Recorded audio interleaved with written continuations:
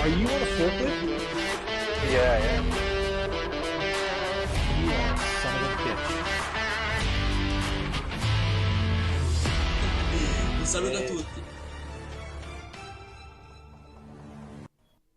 Hey, Juventini, welcome back to the AJC. It is a unusual, not standard time for a match day live, but that's because tomorrow morning, hey, espresso match for me, 3:30 a.m. game time, and I am going to bring you a watch along, all right, with my espresso, maybe several, all right? But we're going to get ready for the Atalanta game a day ahead, and I've got Omer joining me. How are you doing, man? Yeah, I'm fine. I'm ready. You ready? A No bit tank early for top. me. What's going on? Yeah, because it's not game day. I will Oh, have the tank man. top tomorrow. You know who's not gonna like that? Tal, man. Tal says you gotta have the beaters on, man. Yeah, but it's gotta be for the match day itself. Well, I can change it if someone All right, doesn't feel all safe right. Well, enough. I'm still rocking the same kit as yesterday because I'm not done celebrating Cinque Maggio. All right, beautiful Okay, day yeah. always. One of my favorite Scudettos all time. I get asked that question a lot. What's your favorite Scudetto? I'm gonna ask you, Omer. What's your favorite Scudetto? It's a tough one. I think it might be the first Conte one because that literally came out of nowhere, and prior to that season, like I didn't see the end of it. Had no idea when you were gonna come back. It was so bad for 2 years. I mean, jumping from twice finishing seventh straight to a Scudetto, unbeaten Scudetto, was surprising and fulfilling. And I had no idea at the time it's going to be, such a dynasty of 9 straight years. So everything after that was just, another cherry on top. But the first one was special. Yeah, I I always say like, obviously this one, Cinque Maggio is one of my absolute favorites. I said yesterday on the daily update video that one is also one of my favorites. The 2011-12 one kind of came out of nowhere. How it was done, incredible. And my other favorite one is the one we have yet to win, and that's the next one. Because I'm Oh not going to yeah, be nice about it whatsoever. I no, feel like, Tal came on here on the show and he worded it perfectly and said exactly how I feel. And I can't wait for the next one because I'm not going to be nice about it whatsoever. All right. So I yeah, remember all this and I keep receipts. Okay. Everything that's gone on this season, everything that's going around, I keep the receipts. The next one, yeah, it's going to be one of my favorites and because I will not be and nice about it. Napoli fans always take pride in their tradition and stuff. So I want them to keep the tradition, and their next Scudetto will be in 30 years' time. That's a great way to keep it up. And we're there. I mean, it's some minor tweaks, but we can be there because in the past few seasons there were managers who never made it and couldn't, and because the league has dipped, they found a chance. So both Pioli and Spalletti kind of took their chance, but Yeah. it's not the best Serie A, and they didn't have to compete with the best of the best. Yeah. Yeah. Absolutely. Absolutely. Now, I see they really need me to have the wife beater on, so I'm going to put it on just so okay, everyone Omer's will going to know. put it on. Apex checking in on me. Thank you. Appreciate the concern. I'm fine. I'm sick. I haven't been feeling the best. My two girls got sick from daycare or whatever, so I'm fighting a cold. But I actually fell asleep with my contacts in. Okay, and that's why my eye is a little bit irritated. Okay, but it's fine. I've got drops in there. It feels perfectly fine. Just doesn't look so. We're okay.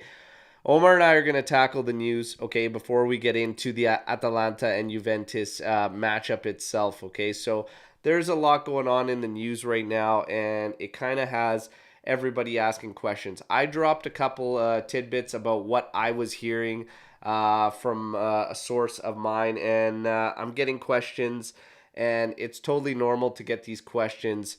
Everybody kind of trying to figure out, like, who is your source? Where is like, how strong do you feel about this source? So the thing is that we're gonna have to go through this together because this is kind of uncharted territory for us at the AJC. Okay, so it's something we're going to go through together. All I'm doing is providing you with what I'm hearing, and we'll find out together how reliable it is based on what happens and what we start hearing from the bigger guys like your Nico Schira, your Romeo Agresti, your Mirko Di Natale. So I just find it interesting, right? So we'll take all that and we'll just mix it in and we'll just see how strong it is and what comes of it. Because essentially, what I said this week that I was getting was that Juve has, in fact, been kicking the tires, so to speak, on Zidane and if they can make it work and whatnot. And what we were getting, not a whole lot so much off of Zidane's side, but more just the Juventus side and Juve's camp that they are looking at it and they have been kicking the tires on it. The big one was about Max Allegri, and it stated, like the way it came to me, was that the chances of him being behind the bench again next year are slim, very slim. Again, this could even change over the next couple weeks. And for me, I just take all the news we hear, everything that we've got, and I just go with what the base of all those new headlines are. The base to me of everything we're hearing suggests just exactly that Juventus is looking at alternatives and what could be for next season. And I don't think they've come to any type of conclusion whatsoever. And you're getting it everywhere. You're getting Max being asked about Giuntoli. We're hearing from Nico Schira, by the way, who's very, very strong credibility, that Giuntoli has already had positive meetings with Juventus. The latest, I believe, today is that he's actually having a summit with De Laurentiis to figure out what's going on there. But there's a lot of smoke there because you're also hearing that Giuntoli and ADL had a bit of a rift. I can't help but think in this because for a while here, I've just thought no chance. These guys have just won Serie A. Why would he leave now and everything? But then I started thinking about it. How's ADL going to feel if he's gone and had a meeting with Juventus and he's trying to use that as some type of leverage with ADL or whatnot? So I could see it going completely sideways. So all of a sudden, I actually do think there's a potential chance that maybe, just maybe, Giuntoli splits from Napoli. I don't know. What do you think about it, Omer? It looks more and more like it every day. I mean, the past couple of days, it really picked up the rumors about Giuntoli, and it's been clearer what is going on with him in Napoli and De Laurentiis.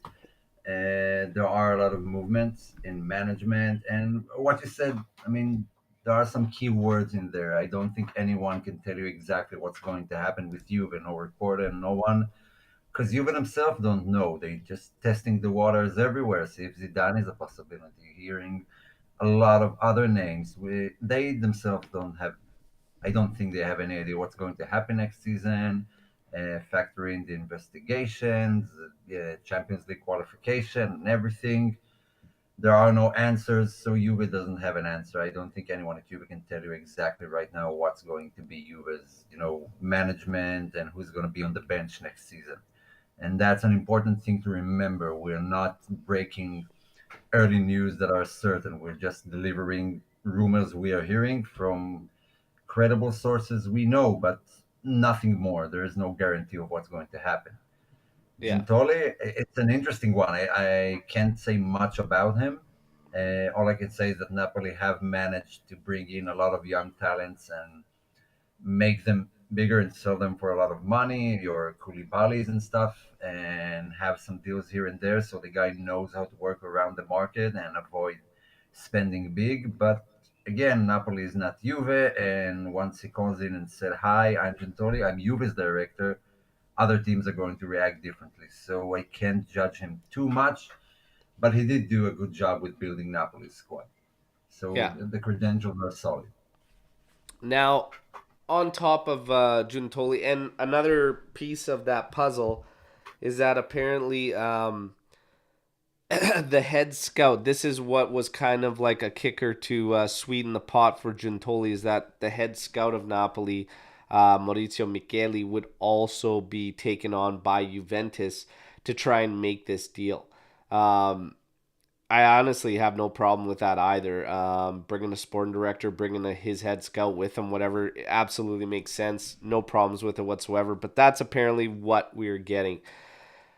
In terms of the coaches, that's kind of been a little bit all over the map. Now, I know last show we didn't have enough time, Anthony and myself, to get into a Storm the Barn session because there was so much to talk about. One of the questions that came up near the end was about Italiano. Could Italiano be a guy that comes in that helps our key guys be our key guys? Vlahovic, Chiesa, etc., whatnot.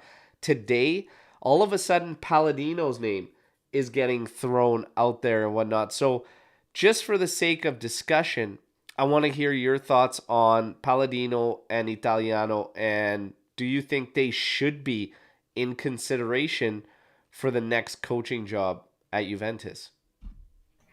Yeah, we've talked about it. We've said that one of the avenues we should look at is some young up and coming Italians, similar to what would happen with Lippi back in the day, and Conte, and pulling some guys out of nowhere sometimes does better for the team than bringing someone who comes with huge expectations.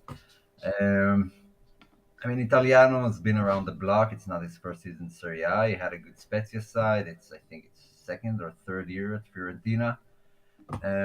So he's a bit more experienced. Palladino is very fresh. I mean, he's green.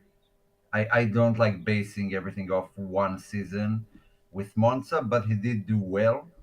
So I'm all for going Italian, young Italian manager, up and coming, not big salary, prove yourself. I think those guys will be a bit more motivated.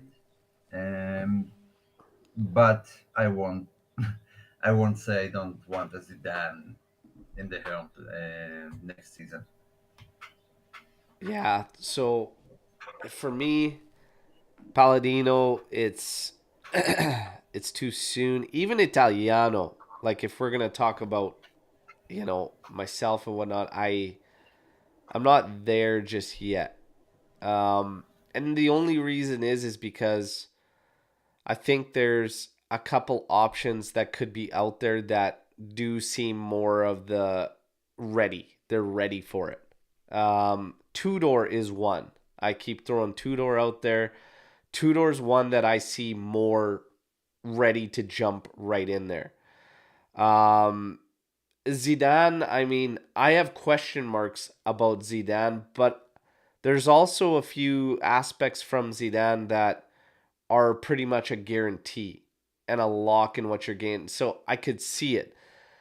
The interesting thing about all this is that there's so many variables that make even myself, when I think about this whole situation, even if we're talking about Gintoli, all this, it's making me just question everything. And it's the finances, the financials. So even when we start hearing through our source and whatnot, if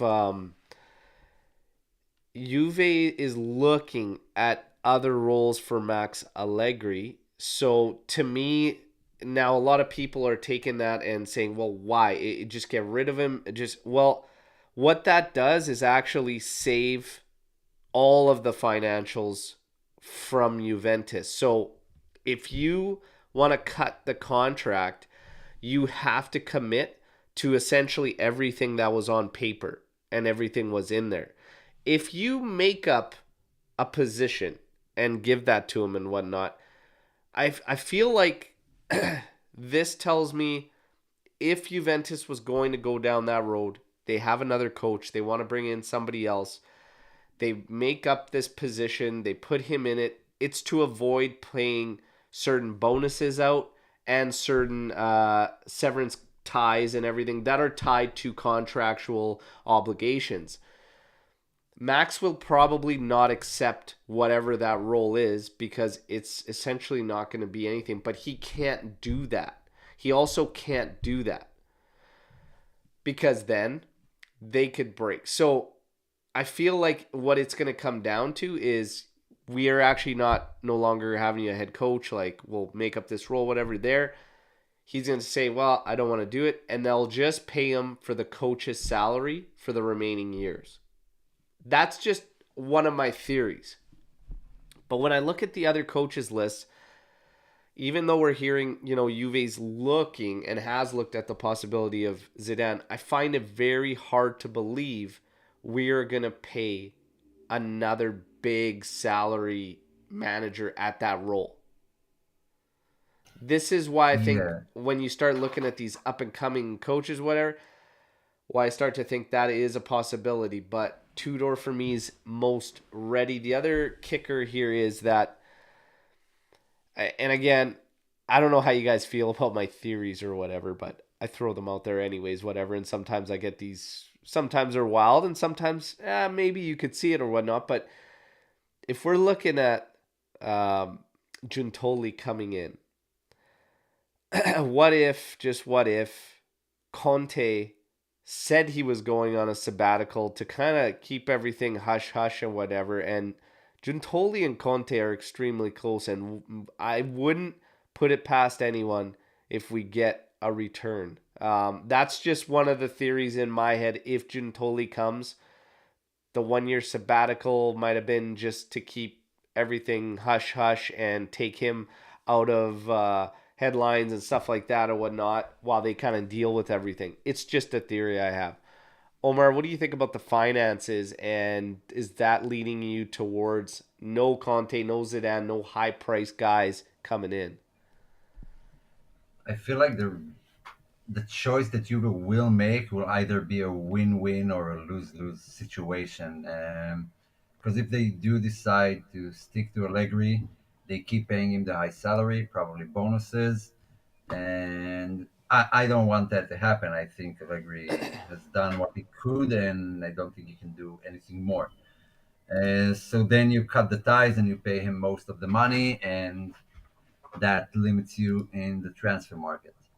The flip side of it is Juve not qualifying for Champions League, finish the season horribly, and then they can get rid of Max, if the reports are to be believed, and then they get someone new. The question is who. Now we have no idea what Zidane is going to demand, what Conte is going to demand. I assume they know the situation in Italy is not like other leagues, and they won't get Premier League money here. That's why they chose to. Oh, they want, at least from what we heard, to stay in Italy. But we either way we'll have to take some sort of a financial loss here and just deal with it. So we have to be ready for that. The question is how big it will be, depending on Champions League qualification. Maybe winning Europa League will guarantee us some more money and some more, fluid balance in the transfer market. But it feels like we are going to lose money no matter what we choose. So, yeah, kind of come to terms with it and just agree that that's the situation. Yeah. Well, But and that's do just you it. see a There's so many situation? question marks that arise with all these rumors, right? Like, Do you it, see a situation where you don't qualify for the Champions League and Max stays? no, No way, right? no way. No. Now, we talked about this earlier on in the season. What if it was out of their hands, right? Like, what if we did qualify through competitions, through league, whatever, and then it was taken away through penalties? Does that change anything? Because it probably does from a contractual point of view between club and manager, right? But Yeah, it has I, to. I just, like I always say, where there's smoke, there's usually fire, right? And there's just been way too much smoke about Juventus looking at options, right? Yeah, I can't see the management just sitting there and saying to each other, "Yeah, we're happy. It's all good. No need to do anything further." They are discussing it, whether you like it or not, Allegri fan or not. They are discussing possibilities and alternatives. I think they do that every year at every club almost. And Juve Yeah. is, Max is in the balance and he knows it. So Now we're gonna shift things. I saw this come up in the comments here about Pau Torres. So Swati coming in here with potential transfer. Pau Torres. Thoughts? He's come up before earlier on this season as well, and to be honest, I have no problems with it whatsoever. Omar Pau Torres. I like him. I think he's a great defender. His name also came up last summer, but he has a 50 million release clause, I believe, and I think there are other options in the market that we don't need to spend 50 million on someone new. Maybe they'll figure out some sort of a deal. I don't know if he's exclusive to Juve and just wants Juve. So if Premier League comes knocking, we can't outbid them in any way, shape, or form. So I feel like spending 50 million on one center back is a bit too much for Juve at the moment. But I'm not Juve's accountant, so maybe it is possible. But it is important to say most of the reports came out of Spain, nothing from Italy, and we don't know how credible these sources are. Yeah. So keep that in mind. Dell saying wasn't he pitched 50 mil last season? I think it was up there. I'm pretty sure it was up there for sure. Yeah. But yeah, I mean overall though, no problem, no problem. And yes, the birds agree. Yeah. Pau Torres, great idea.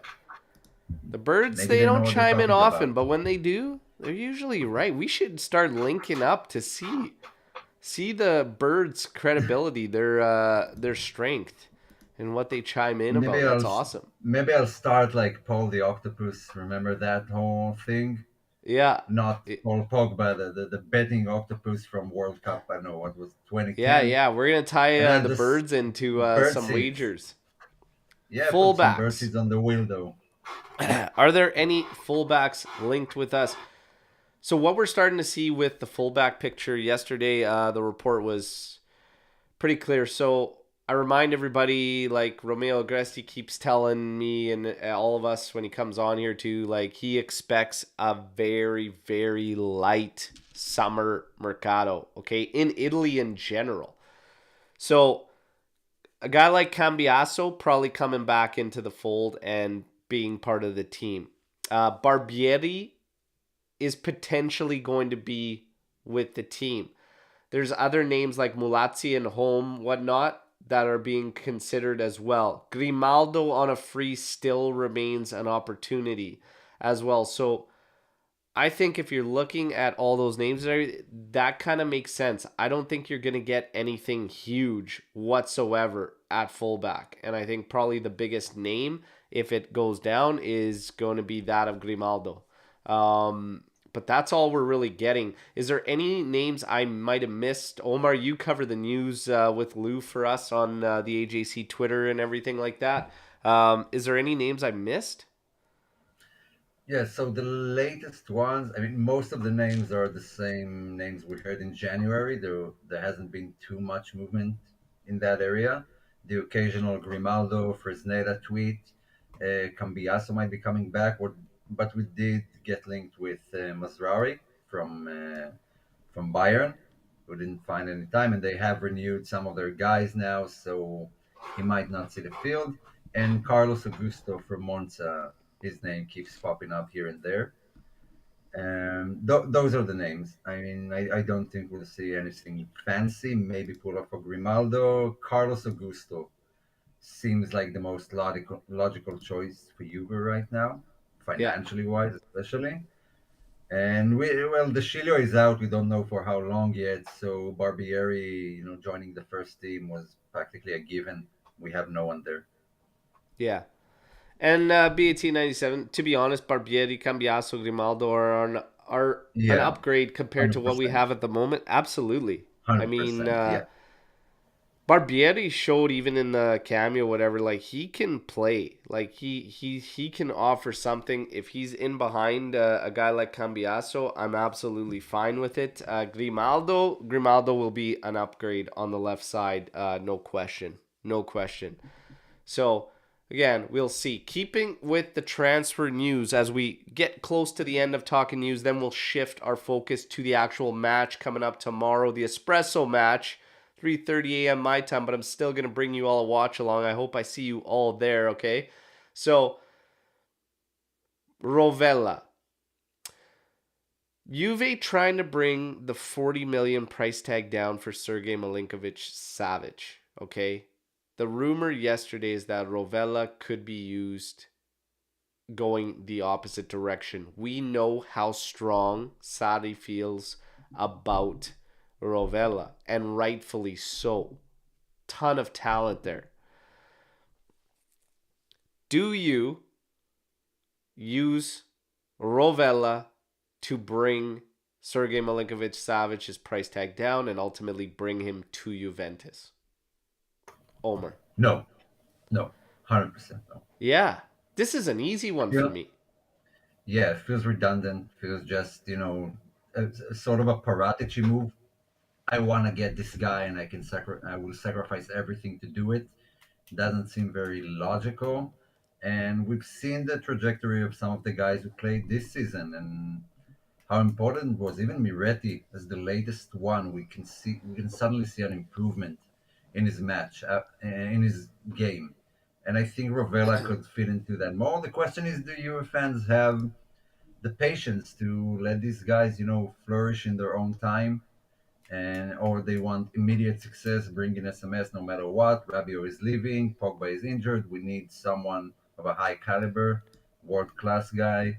So go for it. I'm not on that side of the fence. I mean, if Rovella is in, then a hard no. We have a jewel here, in my opinion. But not everyone might think the way I do. So share with us on the live chat. We're waiting to hear. Yeah, my post yesterday and even in the daily update video, for the majority on YouTube, the daily update video, everybody seemed to agree getting rid of Rovella to bring him in is not the right call. I can't stress that enough. On Twitter, the discussion was essentially we need players that are ready now, that can deliver now. I don't necessarily disagree with that because I'm not saying no, period, to SMS. But what I'm saying is no to move Rovella, who, and again, this is just my opinion, but personally, out of the three players, Fagioli, Miretti, and Rovella, I actually truly believe Rovella has the highest ceiling, okay, and the highest potential. But that's just me. But even beyond that, Rovella, Miretti, Fagioli could be the pillar of not just Juventus, but the Azzurri for many, many years to come. To throw that away, to bring in a player who's on the final year of his contract to bring down the price tag from 40 million euros, bring it down to what, 15, 20 million to purchase him? That seems like a waste to me. So it's not a no necessarily to SMS. It's more just find a different way. Rovella should not be the guy that you are using in order to bring, like, there's even potentially some other youngsters maybe you could think about. And I get it that, some are dropping Miretti as the highest potential. I think it's more seen that way because of positionally and how they play, and he's more offensive oriented, and everybody's waiting for Miretti's contributions and everything to skyrocket, and the fact he's golden boy and everything. I get it. I personally think Rovella's got what it takes to be more. Injuries are a concern, but injury prone, I don't necessarily think so, because a few of those have been knocks, not like muscular variety or whatnot. So I think it's still also too early to just say that, because some are knocks and unfortunate. But Sergej Milinkovic-Savic, here's another thing. And correct me if I'm wrong, Omer, but I'm not really hearing any big teams that are in on him or going after him. No, there were more in January. I believe rumors will pick up, after the season ends and closer to the transfer market. But yeah, no, not a lot of hype around him in the past Not a lot of hype months. around him. I know his numbers are consistent in Serie A and whatnot, but again, I don't see why we would sacrifice the future for the now in a mercado where we just spent talking about how we know it is going to be fairly slow, and you bring in SMS, and maybe, just maybe, it's not enough around to really make that big boost. So I don't want to sacrifice the future. Is there anything more you want to add? No, I will say I do think he's a phenomenal player. I think he's great. I don't think he's the type of caliber to go all out no matter what to get him. You mentioned most of it. I mean, Juve are in a rebuild. They are looking for cheaper options. There's a reason they're looking at Gentoli and not some other high-profile names. So going for SMS for Rovella would be just it would be pointless. It feels like way out of plan and not what you have been talking about in the past year of changing their mentality and they want to build a squad and then go on and ship out one of the more promising youngsters for someone just to lower the price of someone who's already the finished product. It seems to Yeah. go against what they were saying all season long. Yeah. I mean, why it sucks that we have to think about this in this scenario, but for me, if you're just looking at bringing his price tag down to somewhere where you want to see it around 25 million or something, and again, he's on his last year of his contract. Another reason why I wouldn't be up for losing somebody with the potential of Rovella to do that. Like, he's in his final year. And sometimes I can't help but feel like Juve just hangs on to targets for way too long. Like, Yeah. I'm almost at the point where And I'm past Sergei Milinkovic-Savic and I'm over it. Like, we need fullbacks, we need a center back, we need some help up top too, potentially, in yeah, terms of a winger and and whatnot, depending what happens with Di Maria. So it's like, midfield, I'm not terribly concerned with the midfield at all, to be honest. Rabiot could be no, it's leaving. Maybe you shift your focus to trying to re-sign him based on what he's brought. If we can get a little more fitness out of Pogba, but to sacrifice Rovella for this doesn't really make sense. Doesn't really make sense. And yes, the answer to this, Cambiaso can play left side or right side. He can play both. So that's yeah. huge. And a huge feather in his cap, too, for Juventus. But yeah, it seems everyone, for the most part, is on the same page with Rovella. Like I said, I got into a discussion with a Juventino on Twitter, and he was all for it. And he would have done it in a heartbeat, saying, we need the talent now. If you can bring him in and only spare Rovella, you do it. All right. All right. I it just, I don't know, with and here's Apex coming in here. I'm need to fix the backline first before we think about SMS. And honestly, I'm off the Milinkovic-Savic train and have been off for a while now. There's a lot of people that have been off of that train now. Been so long and Yeah. everything. To be honest, internationally, he disappointed, and he's got this thing about him that bigger games and nationally and whatnot, he kind of fades. That's a whole different topic, but I don't know. Yeah, how many seasons were we linked with Milik, with Icardi, with Darmian? There are, like you said, recurring names who just keep popping up, and I don't know if it's the media or Juve are just looking at the same profiles year in year out. Yeah, I'm not completely off the SMS train. Like I said, he's a phenomenal player.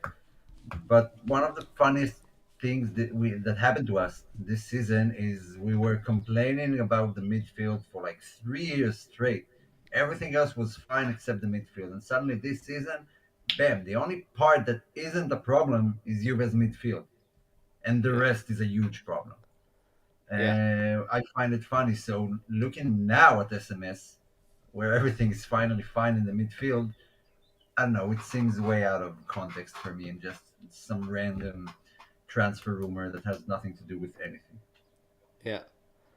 Now, and I see the question here. We are going to get to this in terms of Kulishevsky and returning Yeah, players. We will get players to that coming as back. well. Yeah, So Luck comes in here saying, I don't think Cambiaso is Juve material. With the games he played this season on loan, I don't think he can make a difference.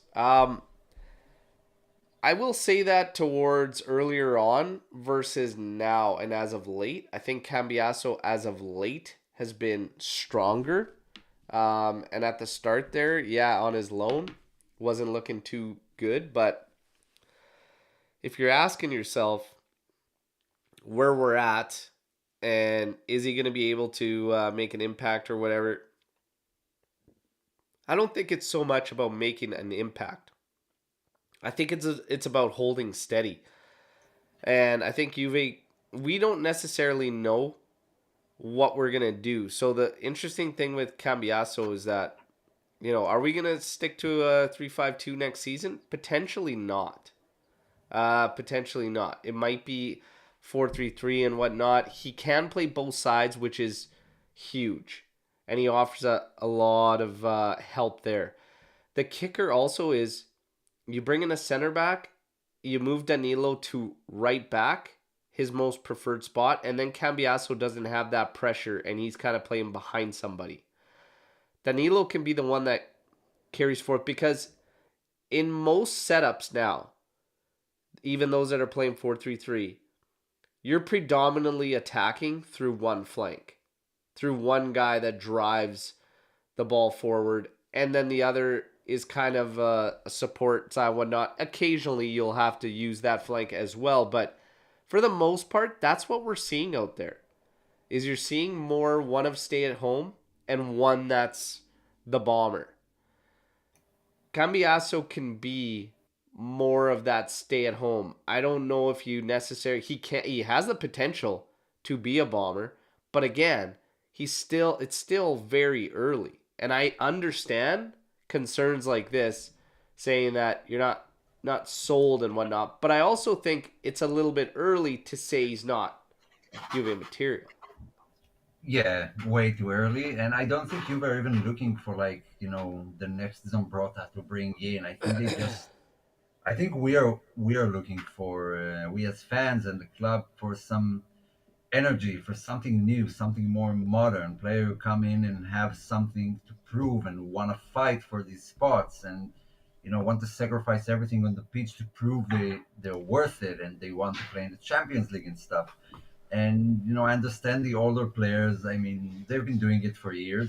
They don't have the same drive, the same hunger, and you are missing that. Especially, we've seen how much a Kostic can bring. Someone who's been around Europa League mostly, and top 10 in Germany, but never. And now he's been run through the mud this season. But he was a nice surprise, and we were missing this type of wing play for 2 years since Pirlo season with Quadrado, and even that felt, like a fluke, to be honest. So I think you were just they kind of fell in love with the young enthusiasm and the way the young players want to play and add Yeah. extra value to the team.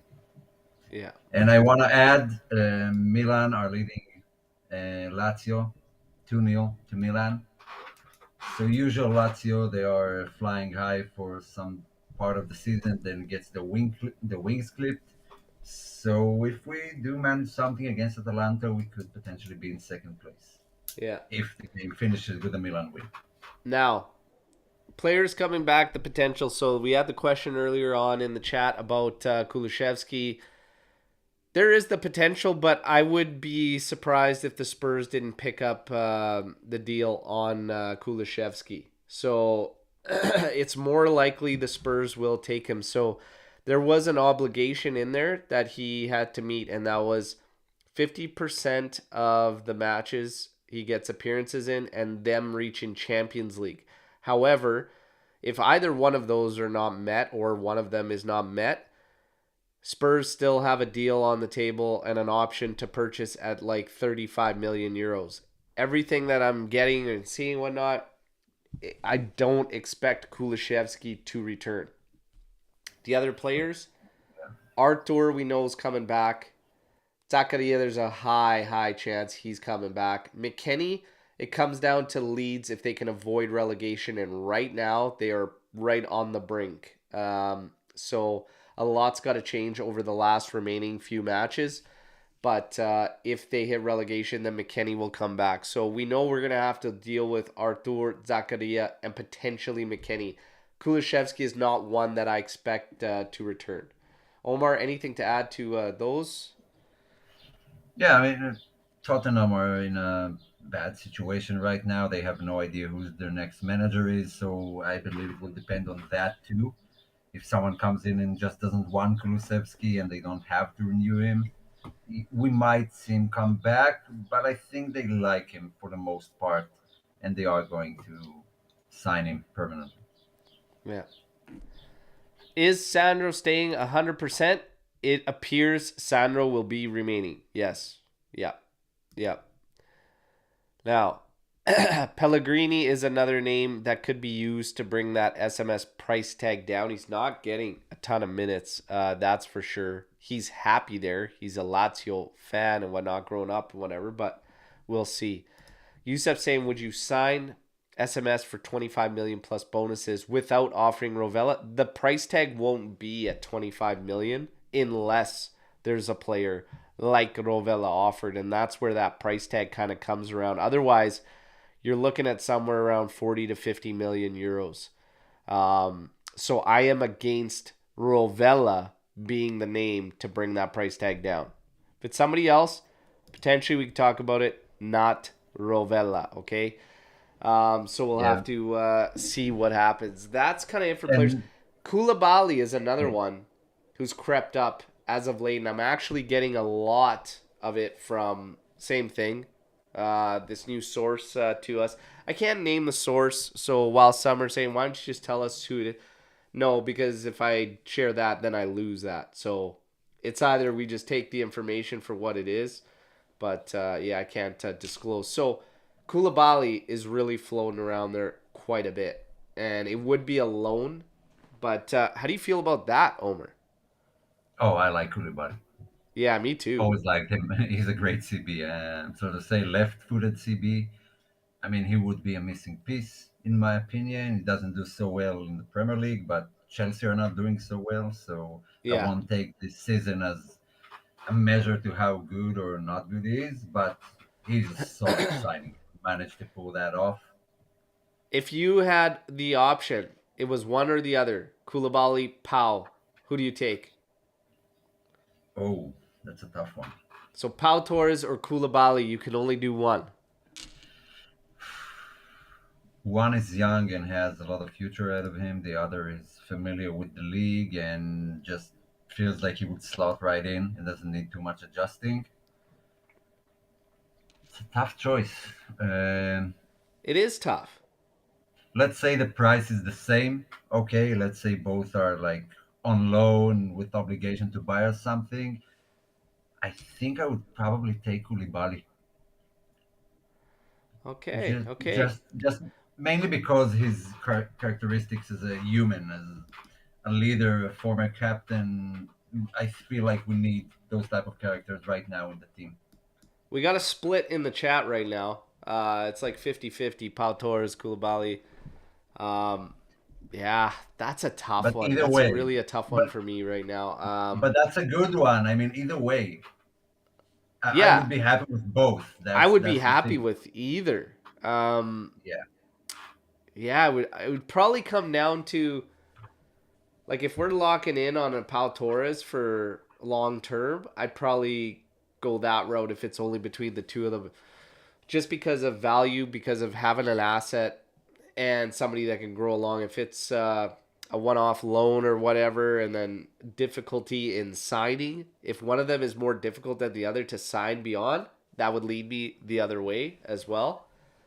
yeah. Pau But Torres is a bit older than Delict was, but we do figure out that defenders from other leagues, especially more attacking oriented leagues, find it difficult, and it takes time to settle in Serie A, which is important. I mean, playing for Villarreal and watch them play, watch the La Liga, it's a completely different type of match, type of game, type of flow of things you demand from a center back. So it might take a bit more time to adjust, but in the long term, it might be the right solution. Although yeah, Koulibaly is not that old, I mean, He still has a couple, 3, 4 seasons in him at top level, I believe.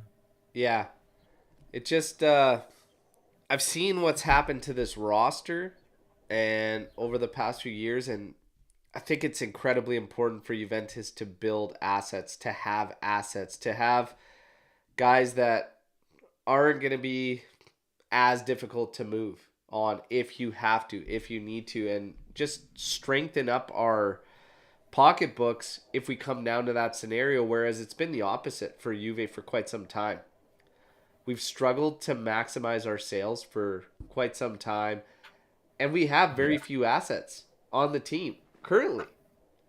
Yeah. That's why it's so And I, critical, and that's why my one major criticism of Max Allegri is the fact that our key guys are not our key guys. You can't have Vlahovic, Chiesa struggling, etc. Like, you need your main guys to be your main guys for a number of reasons. Obviously, performance on the pitch being the top, but you can have scenarios facing us like this summer with potentially teams coming in and being able to have a little leverage based on the fact that they're struggling and use that against look, you. look, another interesting thing that if I was you, I would look at that option is that Koulibaly's deal, when it was reported, and they said it would be something like Lukaku, so a loan with some sort of option or obligation to buy. Now, if you do that for one season and Pau Torres stays at Villarreal for some reason, then that's his final year of his contract. So you can kind of test the waters with Koulibaly, and if it doesn't work out, you can move to the direction of Pau Torres even by January. Yeah, And so you can play with the numbers here and there. And it doesn't have to happen all this summer. The final decision on who you're yeah, going with. yeah. Koulibaly, I think, starting to take the lead in the chat there. Hey, both good options, okay?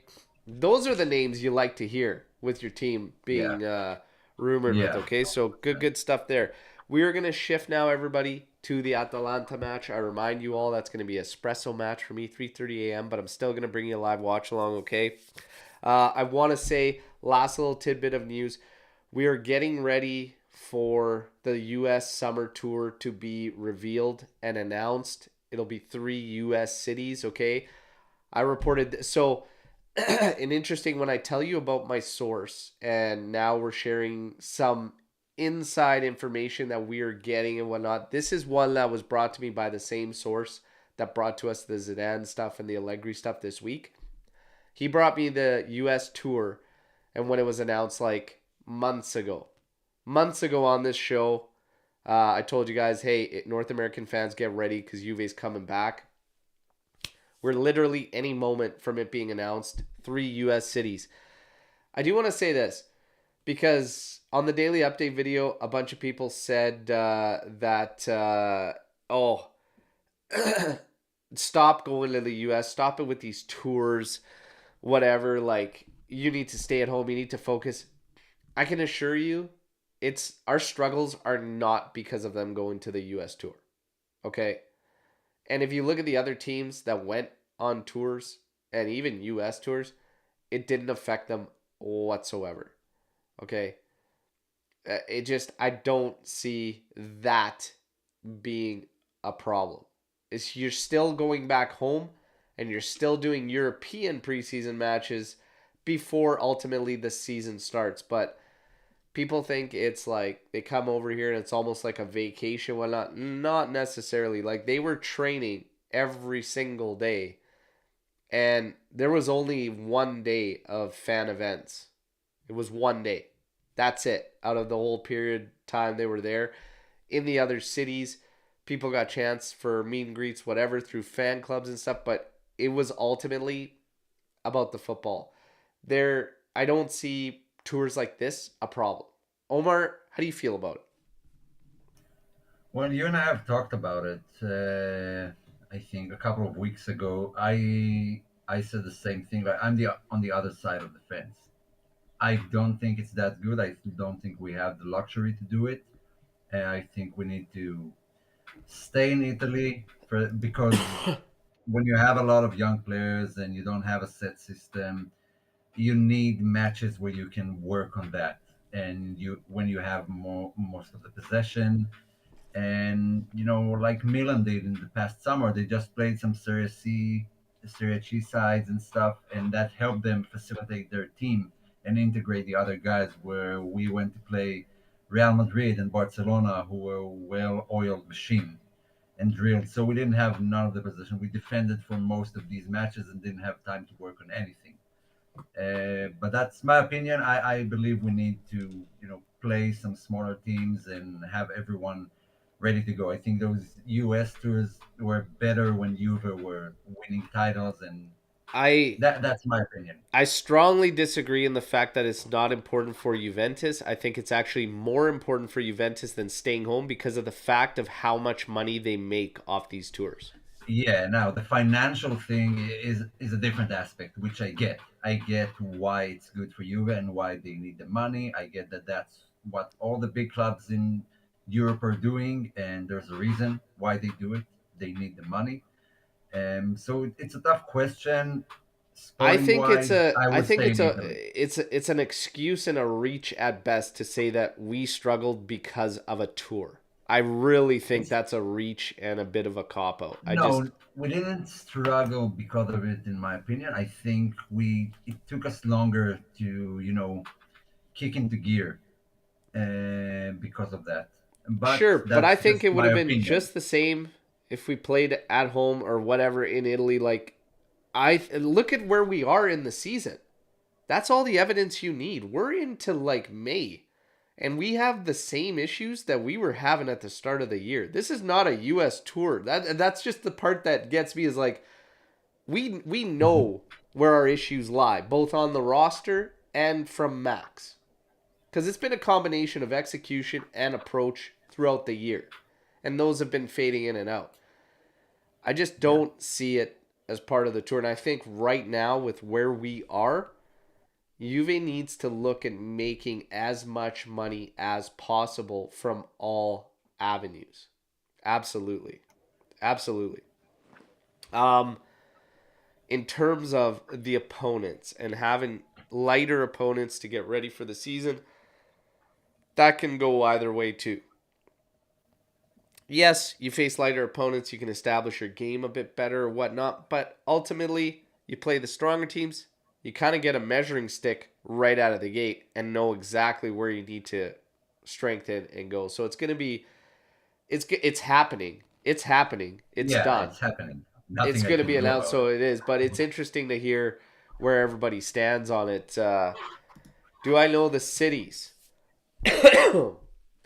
I believe I do, but there's still some question marks out there.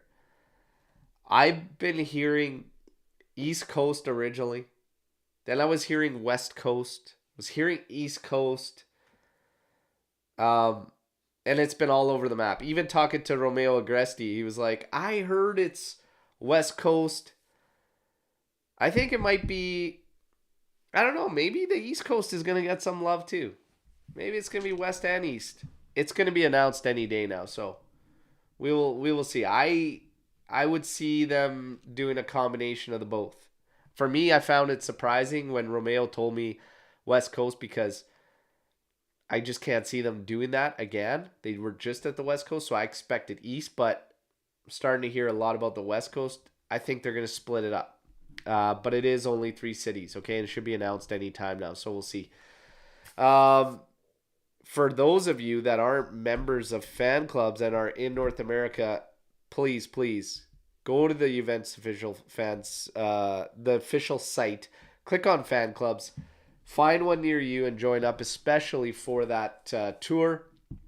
There's going to be events and there's going to be ways to get closer to the team than you ever have before, and that's just like one of so many perks you get out of being with clubs. So yeah, just show some love. They put in a lot of time and effort doing everything they do. They have meetings this Sunday. All the official fan club presidents in North America are meeting tomorrow to already come up with next season's list of special events and everything going on. So it's a ton of stuff there. Show some love. And everybody, Let's get the likes up on the video here. I'm going to remind everybody right before we get into Atalanta Juventus preview right now that there are ways to support us.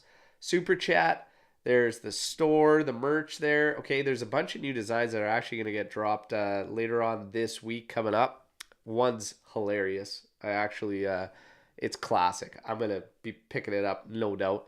And then we've got memberships now on YouTube as well, but you have to sign up for those on desktop. And of course, they all have different tiers with perks and stuff. Okay, thank you to everybody who already has chosen to donate through one of those methods. Okay, now Atalanta Juventus, the betting odds, here they are: 2.5 times your money if Atalanta wins, 3.25 times your money if there's a draw, and 3 times your money if Juventus wins. So Atalanta slight favorites in this one. Okay, Juve have lost their last 3 successive Serie A away matches. Atalanta's solid form in Bergamo will make this difficult, as it has been for the past few seasons for Juventus. Now, in terms of goals, both sides have actually struggled in recent games. Atalanta scoring 6 in their last 5 home matches, and Allegri's Juve letting 6 in 6 games on the road across all competitions. Okay, Gasperini is without a host of key players due to injury. From what I'm getting, Luckman, Rugari, Hedebauer all sidelined at least until the end of May. And again, on the back of successive wins, we're expecting no changes in terms of them from lineup. For Juve, we're relatively healthy. We know about the unfortunate events with the ACL injury to De Sciglio, but other than that, it's really just Moise Kean that we wait to get back here. So Allegri is going to have a fresh side. Last 6, Atalanta, 4 wins, 1 draw, 1 loss. Juve, 2 wins, 3 losses, 1 draw. That is not in all competitions. That is just Serie A, okay? Projected lineup, the only one I've been able to find so far, as it's early, we usually do these on game days, is this, and that is Szczesny, Danilo, Bremer, Sandro, Quadrado, Fagioli, Locatelli, Rabiot, Kostic, Chiesa, and Milik. But I would probably expect Vlahovic to get the nod. But let's talk about it from the start there. Omer, would you go with Vlahovic or would you go with Milik? Vlahovic obviously scoring a very nice goal last outing against Lecce. Needed that one badly. You got to follow up with him, right? Yeah, I would play him again. I mean, I think Allegri has like Sevilla in mind and 4 days time after the match, which is also important. But I would go with Vlahovic if he's starting to pick it up and looks a bit more confident after the goal. Another one could even, push him a bit higher, and we really need that towards the end of the season. But both Milik and him got goals recently in the past 2 matches, and Atalanta are not an easy side to play against away. No. And we didn't have the best of luck, like you mentioned, against them. I don't remember if the 3-3, the previous game in the league was right after the point deduction or the one before the point deduction. Um, but it is a tough one. If you look at some stats here, then they are scoring mostly from open play, and we've been rather solid defensively. They scored 0 goal from free kicks, 9 from set pieces, 40 from open play, 6 penalties, and 1 own goal. So you can kind of see what's the way they are playing. They could be the big winners of this weekend because Lazio are playing Milan right now, Inter are playing Roma, and no matter who drops points, whoever wins in the Juve Atalanta match and gains some advantage on the other teams. Yeah. And that's important. We really need to win here. We really need to take advantage of the other teams dropping points. Yeah. So far the live chat going with Vlahovic for sure starting in this one. I think this is a big one. This is a really, really big game today. Okay, we're talking about all these other matches going on that obviously right now it's 2-0 for Milan at halftime against Lazio, which would essentially move Milan 2 points, if it finished as it was, 2 points behind Juve in the table. Okay. Atalanta right now sits 5 points behind Juventus. If we get that victory and things stay the same, obviously Juve would leapfrog into second place as we hold 3 points ahead of Inter as well. And Inter set to play Roma later on today. So, yeah, this is a big one. This is a very, very big one. And it's going to be difficult. Atalanta gives us problems. They have over the past couple seasons. We know what you have to do to hurt Atalanta. For me, Vlahovic playing, I'm absolutely fine with it. Even if we went with Milik, to be honest, I'm fine with it. If we go across the back, Danilo, Bremer, Sandro, I don't really have a problem with that at all. I know that we want to see Gatti out there more. And to be honest, probably unless you're banking on using him in that game against Sevilla, then I'd probably have him playing in this one. Um, Yeah, yeah, like that if was you're what not, was I about to say. yeah, if you're not intending on playing him against Sevilla, then I would make for damn sure that he's playing in this one. So that one's kind of a weird one for me. The thing with Gatti is it moves Danilo to the left side, and in general, on the left side, Danilo seems to not be himself as opposed to when he's on the right side of Bremer. Yeah, but And he is better than Sandro there. I agree. I agree. He is. So that's kind of a weird one. Quadrado, there's nobody else you're going to put out there realistically. So Fagioli, Yeah, Locatelli, Rabiot, our best midfield three. But Miretti has really impressed me as of late. yeah, yeah, Miretti could be a guy you want in there against Atalanta. And the reason is if you look at how teams create problems against Atalanta, it's the speed. It's the speed of attacking them because Atalanta does their damage with pressure. And how they generate that pressure is bodies forward. They are not scared to send bodies forward. So you have to be quick and you have to really take advantage because that's how you can hurt Atalanta. They combine that with some questionable offside play at the back and you can really hurt them. And we've done that to them before. We have to be razor sharp on the counters. That's how you're going to hurt Atalanta. Make them pay for the pressure that they want to put and apply to you at the one side, okay? Miretti yeah. might be one I would want in this one, but it's very difficult because Fagioli, Locatelli, Rabiot has been our best midfield. Yeah, Miretti has been trending up in the past few games. I believe after he came back from that minor injury.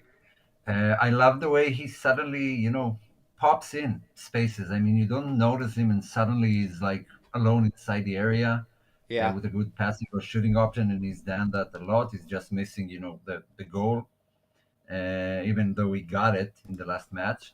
But like I said, Atalanta do leave a lot of space open, and Miretti, from what we've seen so far, knows how to get into those type of spaces. I don't know if anyone else does it as sort of like a wild card because they give extra attention to Di Maria and Chiesa and Vlahovic, and Miretti is kind of drifting all over. It's pretty hard to track, and see how he moves and where he moves. So I agree with your assessment. I think he could be a key factor in this match and offer something more that we don't get from the other midfielders. Yeah, that's just it. So I definitely expect Miretti to probably be the first one called in for a change in this one. But again, this is very, very early lineup projections because we usually do it the day of. We're way ahead of schedule. The squad list has only been just announced. And Barbieri essentially entering in for Deschilio. Everything else remains the same. Okay.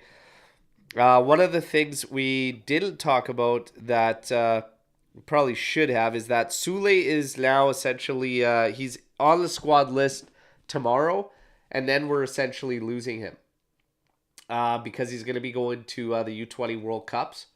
So he's going to be with Argentina. There is the potential for us to also lose Miretti and Illing Jr. And yeah, So keep that in mind, everybody. So that could potentially happen as well. As of right now, I know Miretti hasn't been called, but I think they're expecting Illy Jr. to be called. So which is annoying to say the big least. time. I mean, what the hell? What the hell? Why are these tournaments starting to be played, or the training camps start when the season is active and on the final days where it could be decisive for teams, fate next season, Champions League, no Champions League. And why do our players have to leave? If you have a 20-year-old who's an important part of your team, you shouldn't lose him. And you shouldn't put him in that situation, choose country over club. It's unfair to the I teams don't and to the players. understand why you wouldn't do it in the summer. Like Just U20 World postpone Cup, it by whatever, one like week. yeah. Like it's wild to me. It's absolutely wild. So this could really, really suck for Juventus because we know Sule's gonna go. Potential for Miretti and Illy Jr. That's wild stuff. Wild stuff. It sucks. But Really, really I sucks. do Now, expect, Ealing to play in this match, maybe even to start it, because Kostic did play 90 minutes in the past match, and we have Sevilla on Thursday. I really expect Ealing to start. we gotta get Kostic some more breaks. Yeah, I've been saying this for a while. He's not as effective as what he can be because of the fact that I think he just plays so much. I think he I was needs, shocked. I was shocked he played the entire 90 minutes in the last match. yeah. It's it's getting crazy. But Illy Jr., I wouldn't be surprised if he starts too, to be honest. But more often than not, Max Max gonna is gonna Max. play it safe. Yeah, You know, Max he's gonna gonna go with Max. his guy. Prediction time. It's very, very early and hard for us to do predictions. We're gonna try our best to try and make something happen here. Gotta You say, guys I know the don't know if drill. you mentioned it. I don't know if you mentioned it. I nailed the prediction last time. Yeah, Nailed we it. did on the post match pod, Anthony and I saying that yeah, you nailed it. Other than a tiebreaker, but Oh, come on. 2 out of 3 is good enough. 2 out of 3 ain't bad. Meatloaf said that, but hey, that's not nailing it. Nailing it. Come on, 3 out of 3. Let's go. Let's go. Try it today. Come on. I Final nailed the score: new scorer. 2 tiebreakers. You guys know the drill. Let's go. Okay. Uh, it's such a tough one to call. I mean, there are goals against Atalanta. I tend to go to a 2-2 draw, but I think someone will edge it out because I'm a Juve fan. I'm going to say Juve, nail it, and snatch a 3-2 and show some Juve character near the end of the season, which Atalanta are lacking. Um, Tiebreakers. I think Vlahovic continues his goal scoring Nice. and gets at least one here, and another tiebreaker. I think we get a free kick one, and I don't know if you mentioned it, but how weird is it that you were first in your top 5 with free kicks, with like only 5? That's wild. I don't know what's going on That's why. everywhere. Like I don't understand how Yeah, that's doing it. Wild. yeah, and I also have a question about it later, but after the predictions, we'll get to it. Okay. Just going through some of these predictions here. So we got Radi coming in here 2-2 draw. Goals from Bremer, Di Maria. Remo 2-0 Juve. Vlahovic and Rabiot. 13 attempts, 5 on target. Prediction from Mark 1. 1-1. One goal from a penalty, the other from a set piece. Also, there will be a red card. 2-1 for Atalanta from Dels. 1-1 coming in from So Omar's got the 3-2 Juve win. Would love to see Juve score 3 goals. We did the last time we played Atalanta, and I think Yeah, we'll get against the Atalanta, it's opportunities. possible. I'm gonna go with. I think this will be a 2-2 draw. I think this is gonna be a 2-2 draw. Goal scorers, or just a couple tiebreakers. We will see a PK. There will be a PK, and one of our defenders scores a goal for us. Probably the nail in a free kick routine. Defender goal, 2-2, PK, defender goal. I see a tie in this one all day. I think it's got draw written all over it, but I would love to be wrong. And I hope Juve proves me wrong. One of the other things leading me towards a draw is that it's an espresso match for me, okay, everybody? And my record in espresso matches is not where it should be, okay? I think we've Yeah, only these won ones are bad. one, and we've had some draws, but we've had some defeats in these espresso matches. So I hope I can turn it around tomorrow and do everything I can. Again, I hope to see you all in the live chat, enjoying the watch along with me. I'm going to start it at least 15 minutes before kickoff, which is 3:30 my time. So I'll probably be on just after 3 a.m. my time, live, getting everybody ready. We'll go through lineups, we'll go through feelings, everything. And maybe, just maybe, my feelings change. Antonio coming in here. Do you believe in this Palladino rumors? I actually, I actually don't. I think it's too soon. So I'm not really buying into that. And I also haven't heard it from any of the bigger sources yet. So not really buying into it. Omar, you said you had a question before we sign off. Yeah. Okay, I'll divide it into two. First of all, um the free kicks this season. Although we got most in Europe currently, I kind of feel like we don't have someone that's his role. I mean, it could be anyone. It could be Di Maria, Milik, Vlahovic, and I'm not overly confident in that. And my second question will explain why. But first of all, I'd like to hear your opinion because we got used to having someone who does it and maybe someone, just in case he's not there. If it was Pjanic, Pirlo, Del Piero, Dybala, but we knew who takes free kicks. Yeah. And we don't have someone now. I don't mind having a committee, but I just think it comes down to the guys that we have all over them are not that strong on them. Like Vlahovic should be taking, I think, more of them. I think he's pretty damn good at them. And I would Yeah. probably have him as like the set guy when it comes central and to the right. But I feel like there's like this experienced player thing that kicked in this season, whatever, where all of a sudden Di Maria stands over, then Quadrado's over it. So it's like, and not that Quadrado's bad at him because he's had some good ones, but it's like Oh, I think lock it he's in awful. to the Yeah. guys, like play the percentages on your free kicks. But I think it's just a combination of the experienced guys being able to get the call on the field there and not having an actual order. Like this is your guy, then it moves to here, then it moves to here. It's like I don't know. It's weird one, but we always had a luxury of strong free kick takers for a long time. When you're talking Yeah. about having guys like Del Piero, Pirlo around, and then obviously Pjanic, who was amazing at them. Dybala was good. Yeah, things change. Ronaldo, not so much. Um, But yeah, my second part of the question was when did Quadrado become the free kick designator? Because he I don't remember him scoring any of them. And it seems like on the pitch, he's the one who's making the call, who gets to shoot him. Usually he chooses himself. But it's not even direct free kicks. It's the corners that he crosses in. It's the throw-ins that he suddenly decides to throw into the area.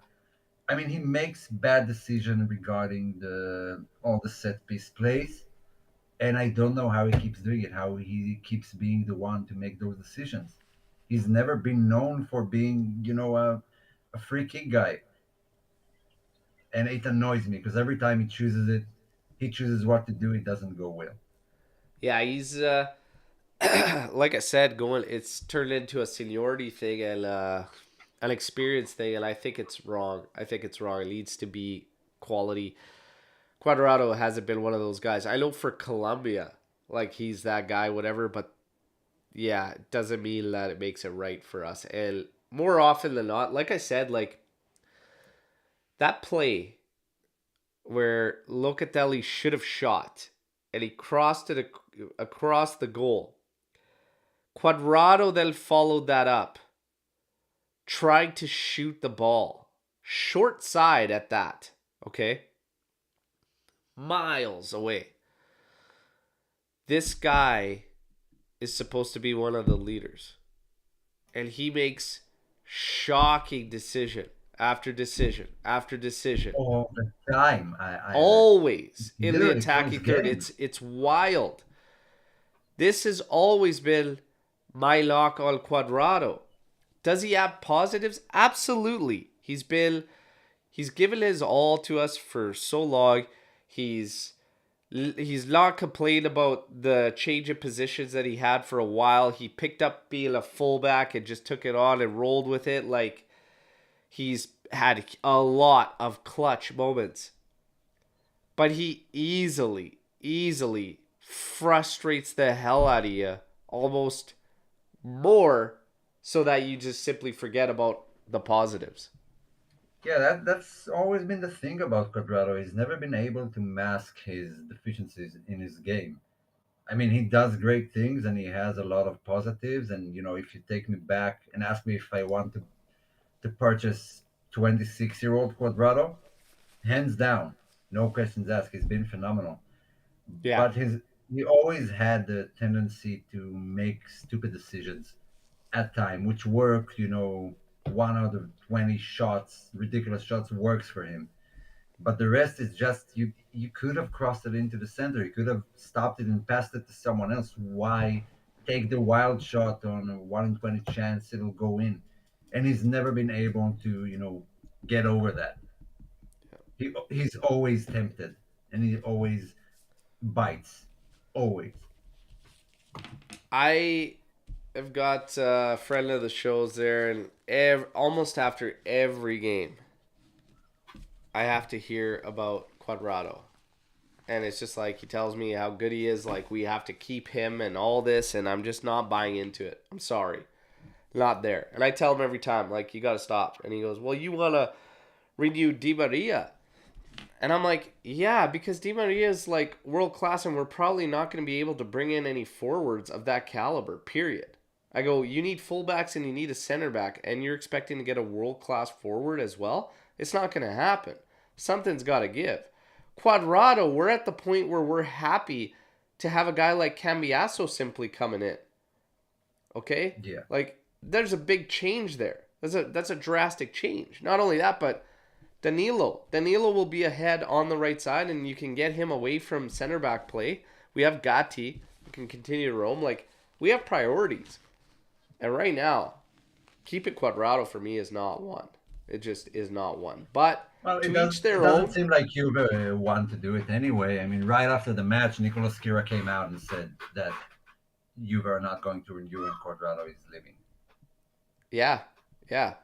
So again, see what happens. But Cuadrado done, and BAT97 coming in. Cuadrado and Sandro are awful in the last few seasons. Sandro, we know where it stands, and we're stuck with it. And two wrongs don't make a right whatsoever. Move on from Cuadrado, in my opinion. Right thing to do. So often, Juve has been hanging on to guys for far too long, and it's time to just cut the damn cord and move forward. Even if it's I not an think, instant upgrade, you gotta move it along anyways. yeah, I think since Moji left, that's been our Achilles heel. Yeah, Just holding on to guys too long. Moji knew how to, when to sell and get yeah. rid of players. You even need to go back and do that. Make even a little bit of money, but get rid of those players and bring someone new. It absolutely has been one of our Achilles heels. So hopefully they get it right. Everybody, hey, not a standard time. Still had fun. Had a ton to discuss. Ran a little bit of overtime here today. Omar, pleasure having you on. Omar went with all the superstitious people out there. Went and changed tops to get a tank top on, even though it's not game day. All right.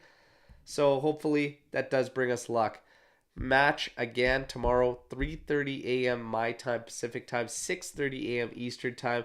I will be on probably around 15 minutes before kickoff for the live watch along. I hope to see you all there. And if I don't, still enjoy the match. Okay? And let's hope that the team comes through with a strong showing, strong performance, and ultimately getting the result. All right?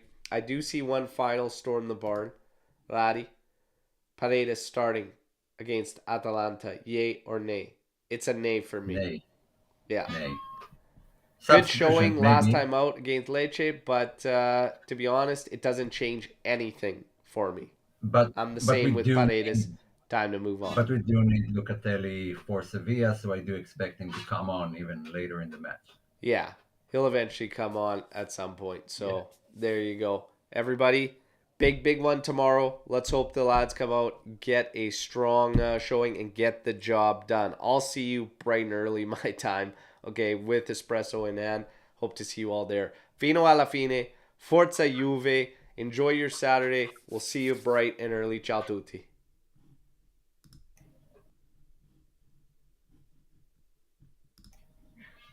Oh yeah, he's disqualified for